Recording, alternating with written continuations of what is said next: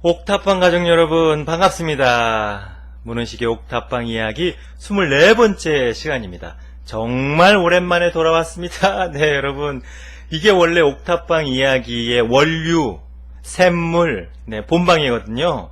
근데 이제 어쩌다가 서비스 차원에서 시작한 진짜 시크릿 깡 시리즈에 밀려가지고요. 지금은 본방인지 아닌지 왔다리 갔다리 긴가민가 오락가락 합니다. 제가 이제 한 번씩 바빠가지고요. 특별한 일이 있거나 아니면 뭐 출장이 있거나 하면 이게 못 올릴 때가 있거든요. 그러면 이 진짜 시크릿 깡 창조의 마술 시리즈를 안 올리면 여러분들 정말 네 소장님 지금 뭐 하시는 겁니까? 우리가 얼마나 진짜 시크릿 깡 창조의 마술을 공부하고 싶은데 왜 업로드를 안 하시는 거예요? 어디 출장 가신 거예요? 우리를 외면하지 마십시오. 이것은 직무유기입니다. 이렇게 정말 다양한 댓글들을 막 다시고 막 이렇게 외침이 들리거든요. 근데 이제 본방 이것은 요새 제가 한 2, 3주 너무너무 바쁘고 이제 스케줄이 많아가지고 업로드를 못했단 말이에요. 그런데 여러분들이 명상을 하시는지 고요합니다. 아무런 반응이 없어요. 이게 원래 본류고 본방이고 이게 공영방송이고 공중파 방송 이 시리즈가 원래 옥탑방의 주인인데요. 그래가지고 이게 삐졌어요. 그래서 이대로 두면 안 되겠다. 셀프 복귀 컴백을 하자. 그래서 제가 오늘 당당하게 셀프 복귀 컴백을 하는 겁니다. 그동안에 이제 많은 분들의 도움으로 주식회사를 만드느라고 정말 몸이 10개였으면 좋겠다. 그 분신술을 할 수 있었으면 훨씬 좋겠다. 네, 이런 생각으로 바쁘게 지내느라고 여러분들을 찾아뵙지 못했습니다. 정말 네 용서해 주시고요. 우리 본방이 서운하지 않도록 원래 옥탑방의 시조 네, 이 고조 할아버지거든요. 조상님. 네, 이 본방에 더 따뜻하고 많은 관심을 좀 가져주십사. 네, 하는 말씀을 드립니다. 이 진짜 시크릿 깡 창조의 마술은 굉장히 조회수도 높고 댓글도 많이 달린단 말이에요. 그게 어쩌다가 그냥 이 형님보다 아우님이 훨씬 성장한 게 뭐 서로 간에 좋게 하죠. 그래도 네, 이 조상님께서 소원해하지 않도록 함께 좀 해주셨으면 좋겠고요. 본격적으로 이야기하기에 앞서서 여러분 광고 말씀이 있습니다. 여러분도 아시다시피 제가 정말 많은 분들의 도움과 또 협력으로 주식회사 포웨이라고 하는 법인회사를 만들었습니다. 그 출발을 여러분들과 함께 하기 위해서 9월 15일 토요일 오후 2시에서 4시까지 삼성이동 문화센터에서 주식회사 포웨이 설립 기념 강의 쇼를 진행을 합니다. 이렇게 힘찬 출발을 할 수 있게 돼서 정말 감사합니다 라는 걸 세상에 선포하는 거고요. 그리고 우리 한번 해봅시다 라고 하는 개업식 네, 이런 성격을 동시에 가지고 있습니다. 그래서 많은 분들을 모시고 또 초대하고 싶고 또 여러분들의 참여를 학수고대 네, 목을 쭉 빼고 기다리고 있습니다. 누구나 다 오실 수 있고요. 제 마음 같아서는 여러분들 전부 초대장을 발송해가지고 VIP 손님으로 이렇게 모시고 정말 무료로 입장을 시켜드리고 싶은데 가정 형편상 이게 아직까지는 흥분의 집이라 자식은 많고 해야 할 일은 많은데 아직 가정 형편이 그러하니 네, 소정의 입장료를 그래서 받고 있습니다. 3만원이에요. 네, 성인 3만원. 소장님 저는 성인인데요. 철이 아직 덜 들었으니까 50%만 DC해 주십시오. 네, 그런 분들은 살짝이 네, 살짝쿵 저에게 메일을 주시거나 아니면 연락을 주십시오. 그러면 제가 정말 철이 있는지 없는지 심리 테스트를 한 다음에 DC 여부를 결정해 드리겠습니다. 그런 분들이 아니라면 네, 초등학생까지는 무료 입장입니다. 우리 미래의 새싹이니까요. 우리 미래의 새싹들한테까지 입장료를 받을 수는 없어서요. 우리 초등학생들까지는 무료 입장이고 또 우리의 또 희망찬 또 꿈나무들 중학생, 고등학생까지는 반뚝 잘라서 50% DC입니다. 소장님 대학생들은요. 대학생들도 가고 싶은데요. 대학생들은 성인이므로 네. 투표권이 있으므로, 네, 4만원, 아니, 4만원이 아니죠? 아, 큰일 날 소리 했네요. 네, 3만원, 네, 정가를 다 받겠습니다. 이제 가족들이 오시라는 거죠. 나들이 삼아서, 소풍 삼아서, 다양한, 프로그램을 준비하고 있으니까요. 제가 정말, 감동적인, 강의를 준비하고 있고요. 그것뿐만이 아니라, 여러분, 그림 명상이라고 혹시 들어보셨어요? 그림 명상의 대가가 오셔가지고, 그림 명상이 어떤 것인지 소개도 하고, 또 이제, 무림의 고수, 짜자잔, 네, 태극기공, 시범도 보입니다. 그리고 또 그런 좋은 날, 노래가 빠질 수 없죠? 또 가수들도 와서, 노래 공연도 있고요. 또 연극하는 우리 배우들이 나와서 또 멋진 연극 무대를 펼칠 겁니다. 그러니까 가족들끼리 함께 오셔서 좋은 얘기도 듣고 그런 다양한 문화 공연도 즐기시라고 네, 이렇게 소개 말씀을 드리는 겁니다. 여러분 중요한 건요. 제가 대통령을 모시고 싶어가지고 또 같은 종친이잖아요. 네, 여러분 문 씨는 남편 문 씨 본이 하나밖에 없거든요. 그래서 다 같은 집안이에요. 집안간이니까. 그리고 제가 촌수를 따져보니까 제가 촌수가 좀 높아요. 그러니까 제가 좀 와주셔서 대통령께서 이 포웨이 출발을 좀 축하해 주시면 좋겠다. 집안간이고 또 인연도 있고 친분도 두터우니 저는 그분을 정말 잘 알거든요.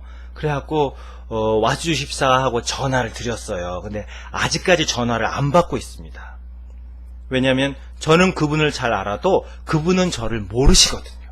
그래서 그날 대통령이 오실지 안 오실지는 아직 모르겠습니다. 제가 전화를 그렇게 해도 안 받으시니 도리가 없습니다. 어쨌든 네, 농담이고요. 어쨌든 그렇게 귀한 시간 마련했으니까 여러분들 함께 오셔서 재밌게 축하도 해주시고 또 좋은 강의도 듣고 또 문화 행사도 즐기시기 바랍니다. 누구에게나 열려있는 그런 행사니까요. 많이 참가 신청을 해주셨으면 좋겠는데요. 참가 신청은 동영상 아래에 신청 링크 네, 연결 주소를 이렇게 걸어 놓을 겁니다. 거기로 네, 이렇게 신청을 많이 해주셨으면 좋겠네요. 부탁해요. 네. 함께 해주시리라 믿고요. 또 오늘 사연 소개하고 이야기를 한번 본격적으로 시작을 해보죠. 이런 사연이 왔습니다. 소장님, 엄마하고의 갈등이 너무 심해서 괴롭습니다. 어떤 확언을 해야 할까요? 하셨어요. 가족들끼리 이런 경우가 덜어 있죠? 이렇게 부딪히거나 감정 싸움이 되거나 여러분 세상에 가장 말리기 힘든 어려운 싸움이 두 가지가 있는데요. 첫째는 감정 싸움입니다. 감정이 서로 부딪히면요. 그거 웬만해서는 말릴 수 없습니다. 두 번째 말리기 힘든 그런 싸움이 이념 싸움입니다.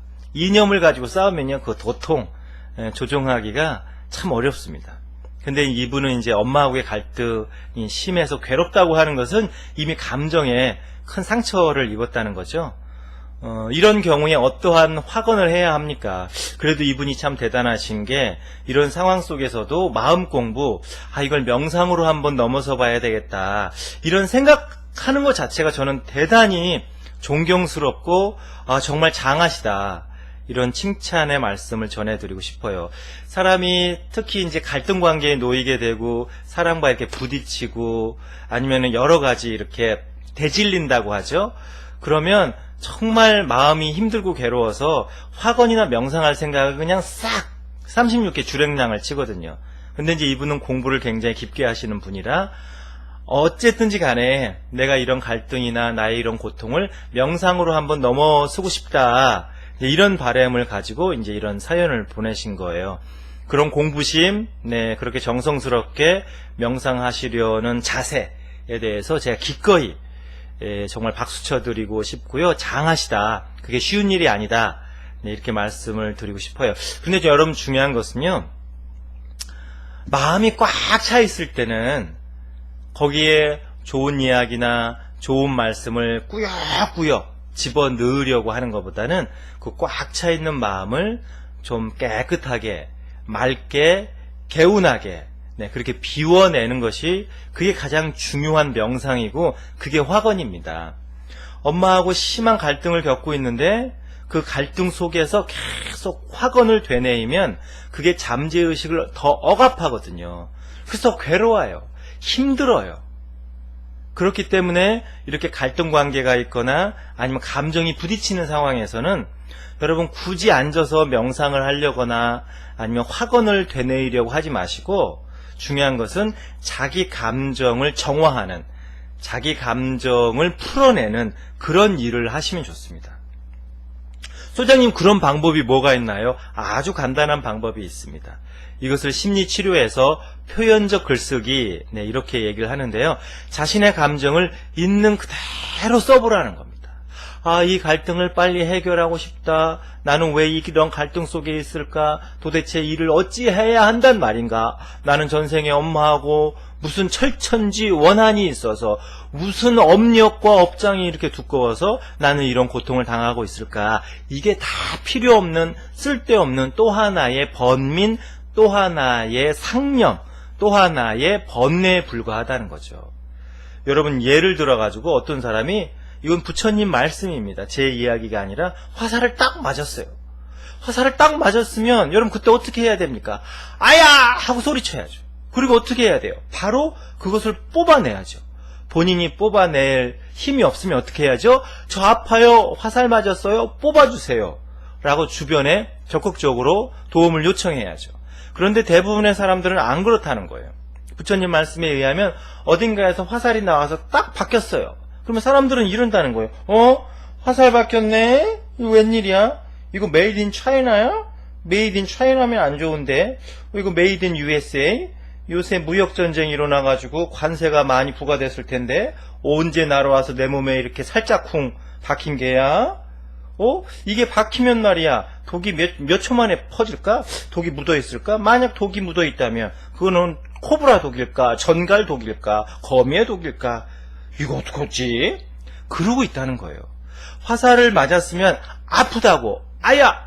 하고 소리를 지른 다음에 본인이 빨리 빼거나 아니면 그것을 빨리 빼어달라고 주변 사람들한테 요청을 해야 되는데 그렇지 않고 온갖 생각 속에서 오히려 그 고통을 키우고 있다는 거죠. 확언이 그렇게 작용을 할 수 있다는 거예요. 마음이 꽉 차 있고 감정이 여기까지 목까지 차오른 상황에서 계속 확언을 되뇌이는 것은 화살을 맞은 사람이 이거 메이드 인 차이나인데 메이드 인 차이나 이거 빨리 몸에서 빼야 되는데 나는 이걸 빼야 될까 말아야 될까 확언을 해야 되겠다. 나는 이 화살로부터 자유롭습니다. 나는 이 화살로부터 안전하게 보호될 겁니다. 이렇게 확언을 되뇌일 수 있다는 거죠. 그거는 화살을 뽑는 게 아닙니다. 오히려 고통을 더 증가시키고 있을 뿐이에요. 그러면 뭘 하면 좋으냐? 이 화살을 바로 뽑는 방법 중에 가장 좋은 게 표현적 글쓰기라는 겁니다. 표현적 글쓰기. 이건 뭐냐면요, 자기 감정을 그대로 적으라는 겁니다. 엄마를 상대할 때 내가 얼마나 답답한지, 내가 얼마나 서글픈지, 내가 얼마나 외로운지, 내가 얼마나 괴로운지 그 감정을 있는 그대로 적으라는 거예요. 일단 그걸 표현적 글쓰기라고 합니다. 일의 옳고 그름을 떠나서 자신의 감정을 있는 그대로 기록하라. 그리고 나서 그걸 읽는 거예요. 그 감정을 쭉 읽고 나서 그리고 나서 이렇게 얘기합니다. 자기 자신에게 알았어. 이제는 알았어. 네 마음 잘 알았어. 내가 그 감정 잘 읽어줄게. 아무도 몰라줘도 내가 네 마음 잘 알아줄게. 이렇게 하라는 거예요.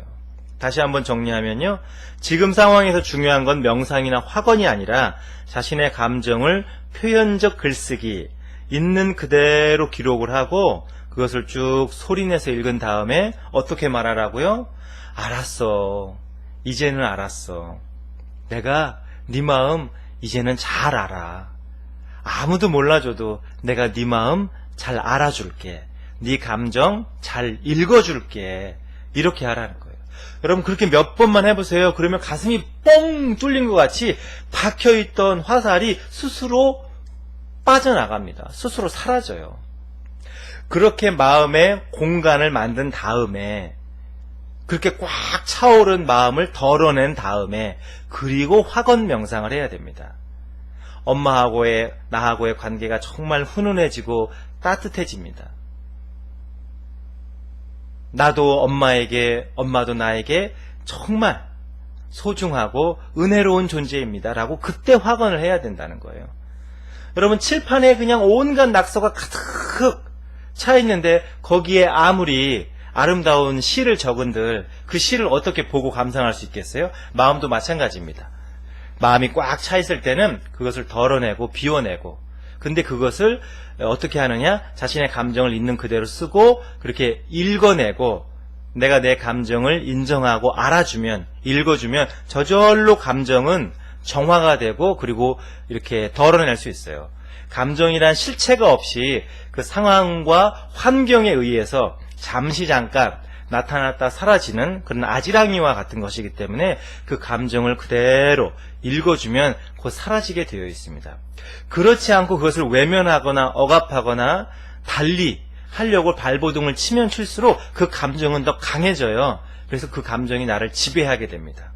이제 그렇지 않게 하기 위해서 그 감정을 표현적 글쓰기라는 것을 활용해서 한번 잘 정화하고 덜어낸 다음에 그 다음에 확언을 하셨으면 좋겠다. 네, 이 말씀을 꼭 전해드리고 싶고요.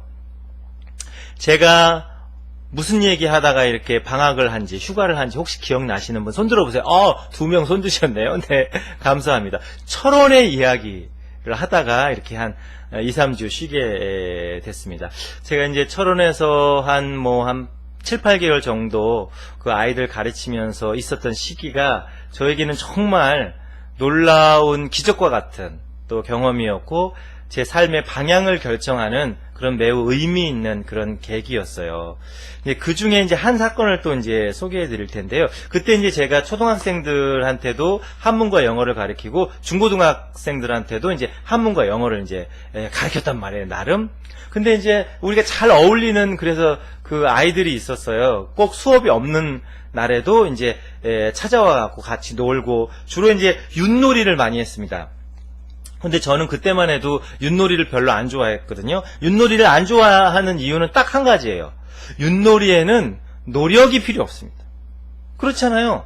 내가 노력을 통해서 윷놀이를 잘할 수 있는 게 아니에요. 물론 말을 잘 쓰고 이런 노력은 필요하지만, 아무리 앞서 나가다가도 정말 윷 한 번 잘못 던지면 와장창창 그냥 다 성수대교 같이 붕괴되는, 삼풍백화점 같이 그렇게 무너져 내리는 그런 게 저는 별로 안 좋았어요. 아니, 정당한 노력의 대가를 받아야지. 윷놀이는 그냥 운에 맡기는 거 아니야. 원래 윷이 옛날에 전보던 거였거든요. 그게 이제 놀이로 유래가 된 건데, 근데 요새는 생각이 좀 달라졌어요. 그래서 윷놀이를 별로 안 좋아하다가, 그래, 이것도 우리 조상님들의 지혜고 굉장히 중요한 이치가 이 안에 숨어 있어. 노력에 대한 당연한 결과도 중요하지만 앞서 나간다고 자만할 것 없고, 인생이라는 게 뒤처져 있는 말이라고 해서 실망할 필요가 없다는 거야. 이제 그거를 그 윷놀이를 통해서 알게 됐죠. 중요한 것은 여러분, 윷놀이 할 때 보세요. 아무리 앞서 나가도 정말 순간의 판단을 잘못하거나 말을 잘못 쓰면 금방 뒤에서 쫓아오는 말한테 잡아먹히거나 아니면 이제 패가망신 당하잖아요. 그게 윷놀이지 않습니까? 근데 아무리 뒤에 출발해도, 그리고 아무리 늦게 말하면 시작을 했다 손 치더라도 어떻게 말을 쓰고 또 어떻게 하느냐에 따라서 얼마든지 또 앞에 말을 잡을 수도 있고 1등을 할 수 있거든요. 인간사 세옹지마라고 지금 좀 잘 나간다고 우쭐대고 거만하고 잘난 체 할 필요가 없는 거예요. 내일이 어떻게 될지 모르기 때문에. 지금 좀 어렵고 힘들다고 해서 낭망하고 좌절하고 그럴 필요가 또 없다는 거죠. 내일이 어떻게 될지 모르니까. 그러니까 지금 이 순간에 최선을 다하고 늘 겸손한 마음으로 희망을 갖고 그렇게 살아가라. 그게 아마 윷놀이에서 우리 조상들이 우리에게 알려주고 싶은 그러한 지혜일 수도 있겠다. 요새는 그런 생각을 했어요. 어쨌든 그 철원에서 학생들하고 놀 때 그때는 윷놀이를 별로 안 좋아했단 말이에요. 이게 노력하거나 아무 상관없잖아. 이 운에 맡기는 거야? 인생은 운이라는 거야? 뭐야? 그래갖고 이제 윷놀이를 별로 안 좋아했는데, 그래도 이제 학생들하고 고스톱 칠 수는 없으니까 저는 지금까지도 고스톱을 못 칩니다. 전혀 할 줄 몰라요. 그래서 이제 학생들하고 윷놀이를 그렇게 했단 말이에요. 국민 건강을 내포치니까. 그래갖고는 이제 수업이 있으나 없으나 이제 아이들이 이제 우리 공부방에 와서 윷놀이를 그렇게 했어요. 그러면 이제 윷놀이를 이제 하면 되게 이제 학생들이니까 벌칙이 뭐냐면 이제 손목 때리기.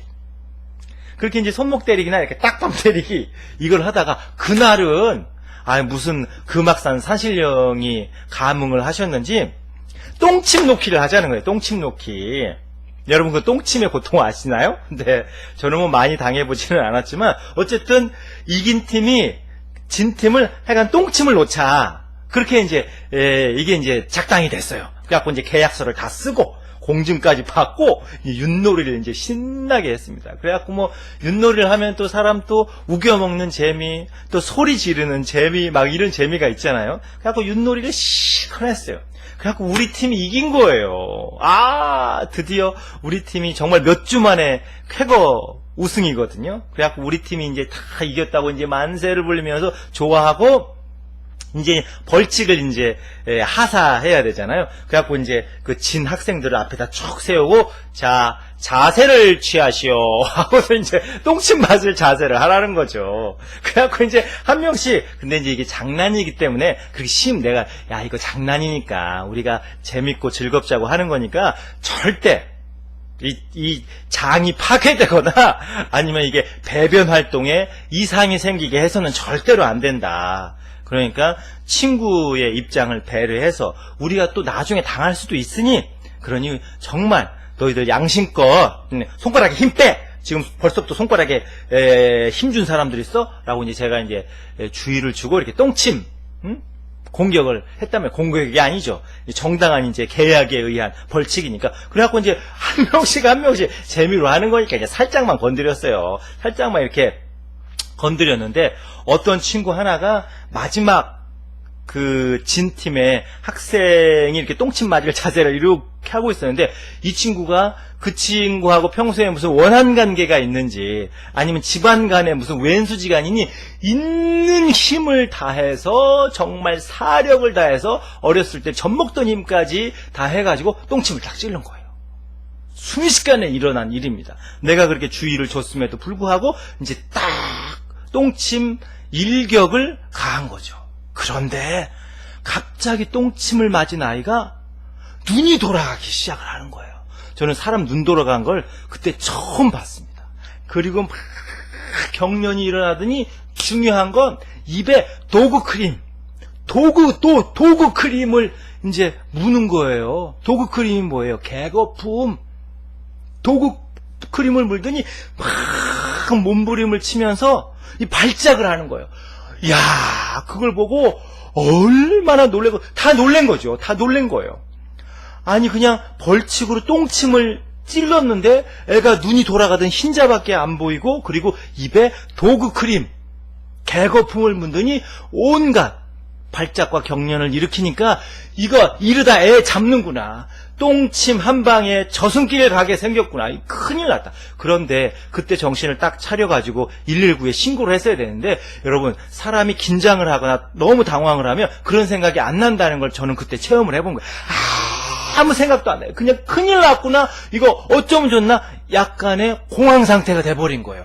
너무나 갑자기 얘가 그렇게 떼굴떼굴 굴르면서 발작을 하니까 말하자면 정말 심한 경련을 일으키고 하니까 이걸 도대체가 무엇을 어떻게 해야 할지 이게 도대체 뭐가 잘못된 거야 하면서 그냥 서로 간에 그냥 멘붕이 되어가지고 아무 일도 못하고 그냥 얼음 상태가 되어버린 거죠. 얼음땡 하는 시간도 아닌데 그러다가 진짜 일 큰일 났지. 공부방에서 아이가 똥침 맞아갖고 저렇게 실성을 했다고 소문이 나면 우리 공부방은 이날로 문을 닫는 건데 이거 큰일 났다. 다른 것보다도 저 아이의 상태가 너무너무 걱정된다 하면서 이제 다급하게 이제 119로 전화를 하려고 했더니 그 학생이 막 그렇게 경련과 몸부림을 치다 말고 선생님 하지 마세요 이러는 거예요. 그래서 깜짝 놀래갖고 얘 정신이 드니? 얘 정신 좀 차려봐. 그렇게 하면서 이제 서서히 경련이 멈추면서 눈동자가 돌아오고 입에 이제 도구 크림을 이제 제가 이렇게 닦아주고 이제 물을 갖고 따뜻한 물을 갖고 오라고 해서 물을 한 잔 먹이고 이제 옷 이런데 너무 조이면 안 되니까 약간 좀 풀어주고 이제 몸을 좀 이렇게 마사지를 좀 해주고 이랬어요. 알고 봤더니 그 아이가 평소에 간질을 앓고 있었던 거예요. 간질을. 근데 그날 마침 잊어버리고 약을 못 챙겨 먹고 왔답니다. 그러니까 똥침을 놓은 그 순간하고 그 약효이 딱 떨어져서 이게 이제 경련이 일어나는 시기가 너무나 기가 막히게 맞아 떨어진 거예요. 그리고 똥침을 맞은 충격도 좀 있었겠죠. 그러면서 이제 한참을 그러고 있더니만은 일어나서 그 얘기를 쭉 하는 겁니다. 자기가 어려서부터 간질이 있었다. 그런데 친구들한테도 이 얘기를 한 번도 한 적이 없다. 왜냐? 부모님들이 자기가 간질을 앓고 있는 것을, 그건 그냥 병일 뿐인데 본인이 앓고 싶어서 앓는 것도 아닌데 그것을 무슨 천형처럼 생각해서 너무 부끄럽게 생각을 했다. 그래서 늘 그걸 감추면서 살았다는 거예요. 그러니까 친구들도 그 한 동네 친구들임에도 불구하고 그 친구가 그렇게 간질을 앓고 있었다는 걸 전혀 몰랐다는 거예요. 그런데 그 똥침 사건으로 인해서 그게 이제 알려진 게 된 거죠. 그러면서 너무나 서럽게 그렇게 펑펑 울게 되는 이제 그런 모습을 목격을 하게 됐습니다. 제가 이제 그 모습을 보고 나서 여러분, 사람은요 고통이나 상처를 대하는 세 가지 태도가 있습니다. 이거 굉장히 중요하거든요. 첫 번째 태도는 뭐냐면 고통과 상처를 억누릅니다. 그것을 매우 창피하게 생각해요. 이런 고통과 상처를 드러내는 것은 나약한 것이라고 믿습니다. 그리고 절대로 이런 고통과 상처는 밖으로 표현하거나 드러내면 안 된다고, 부끄러운 일이라고 생각을 하면서 그걸 꾹 이렇게 억누르고 눌러 참습니다. 세상살이 하면서 다 누구나 겪을 수 있는 일이라고, 얼마든지 이것은 극복할 수 있는 것이라고 스스로 늘 화이팅을 외치면서 자신의 그 고통과 상처를 꾹 눌러놓는, 참는 스타일이 첫 번째 스타일입니다. 두 번째는 숨깁니다. 고통스럽지 않은 척, 상처를 안 받은 척, 괜찮은 척, 그렇게 이런 척 저런 척, 이게 뭐 배도 아닌데 한 척, 두 척, 세 척, 배도 아닌데 그렇게 안 아픈 척, 괜찮은 척, 평범한 척, 이렇게 그 자기 상처와 고통을 숨기는 사람들이 있어요. 세 번째 유형은 그 고통과 상처를 외면하는 유형입니다. 일에 매달리거나 사람에 집착하거나 아니면 무엇인가에 이렇게 자신의 마음을 붙들어 매놓으면서 자신의 고통은 자꾸 쳐다보지 않고 외면하는 겁니다. 우리 그 친구도 그랬던 거죠. 여러분, 그런 것은 병일 뿐입니다. 병인데 본인이 그것을 부끄럽게 생각한 거예요. 그리고 부모님도 그것을 매우 창피하게 여긴 거죠. 그래서 그것을 꼭꼭 억누르거나 숨기거나 외면하도록 했습니다. 그 고통이 간질을 앓고 있다는 생물학적 고통보다 그것은 창피한 것이고 그것은 부끄러운 일이고 그것은 드러내지 말아야 할 그런 어두운 일이라고 주변으로부터 이렇게 주입받고 본인 스스로도 그렇게 생각하면서 자신의 고통과 상처를 억누르고 숨기고 외면한 고통이 훨씬 크다는 거예요. 여러분은 상처를 어떻게 대하고 계십니까? 여러분들은 여러분들의 상처나 고통을 이 세 가지 중 어떻게 대하고 계신가요? 그런데 여러분들 이 세 가지 이 태도는요, 그렇게 취하면 취할수록 오히려 고통과 상처를 키울 뿐입니다. 오히려 고통과 상처에 내 인생을 저당 잡히고 고통과 상처가 내 삶을 집어삼키도록 그렇게 방치하고 놔두는 꼴이 됩니다. 중요한 건 뭐냐면 고통과 상처를 받았을 때 그것을 건강하게 마주하는 겁니다.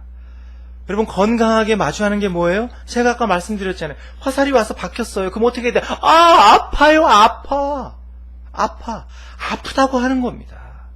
그것을 참거나 억누르거나 외면하지 않고 내가 아프다고, 내가 이렇게 쓰리다고, 내가 이렇게 외롭다고, 내가 이렇게 서글프다고 있는 그대로 그것을 솔직하게 인정하고 그리고 표현할 수 있는 그런 용기입니다.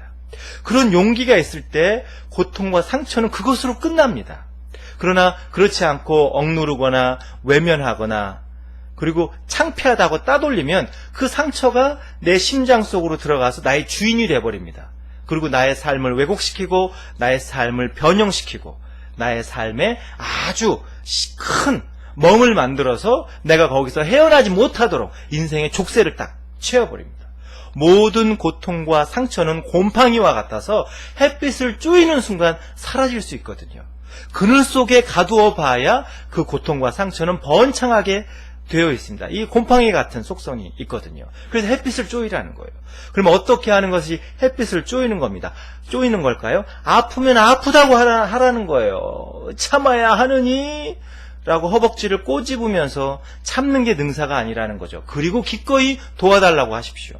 소장님 좀 도와주십시오. 마음이 너무 힘듭니다. 언니 내 말 좀 들어줘. 엄마 제가 할 얘기가 있습니다. 아버지 제 마음을 좀 읽어주십시오. 친구들아 내 마음을 좀 알아다오 하면서 진실하게 누군가에게는 내 마음을 털어놓고 누군가와는 그 감정을 교감하고 누군가에게는 나의 고통스러운 상처의 모습을 있는 그대로 내보일 수 있는 단 한 명의 사람이 있어야 합니다.